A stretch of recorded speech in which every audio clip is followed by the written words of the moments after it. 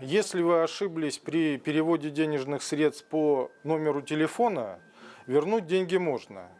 Но сделать это будет непросто, так как деньги моментально зачисляются на счет получателя. Поэтому я рекомендую позвонить получателю средств, объяснить о своей ошибке и попросить вернуть деньги. Честный, порядочный гражданин, наверное, не будет пользоваться чужими средствами и вернет деньги. Если по каким-то причинам человек отказался вернуть деньги, то за защитой прав своих интересов рекомендую обращаться в суд. Если вы ошиблись при переводе денежных средств по номеру карты или счета, главное не упустить время. Банки, как правило, проводят такие операции в течение нескольких часов.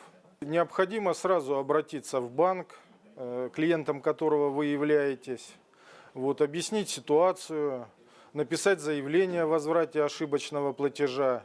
Банк не обязан исправлять ошибки клиентов, но в такой ситуации, я думаю, вам пойдут навстречу и вернут ваши деньги. И если с помощью банка решить этот вопрос не удалось о возврате ошибочного перевода, то также можно обращаться в суд.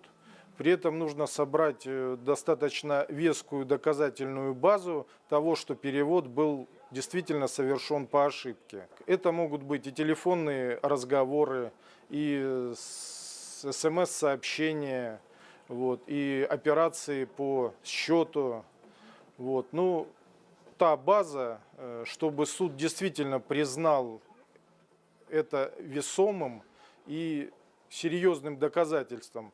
Бывают такие ситуации, когда человек, наоборот, оказывается в роли получателя ошибочного перевода. В таком случае, на первый взгляд, казалось бы, что человеку не о чем беспокоиться. Но чтобы не оказаться в ситуации ответчика в суде, я все же рекомендую позвонить в банк, переговорить с менеджером банка. У каждого банка существуют свои правила возврата ошибочных платежей, и менеджер поможет и подскажет, что нужно сделать, чтобы вернуть ошибочный платеж. Чтобы избавить себя от лишних хлопот, будьте предельно внимательными. Не торопитесь, прежде чем совершить платеж. Еще раз проверьте реквизиты получателя средств. И этим вы избавите себя от лишних проблем, сэкономите свое время и деньги.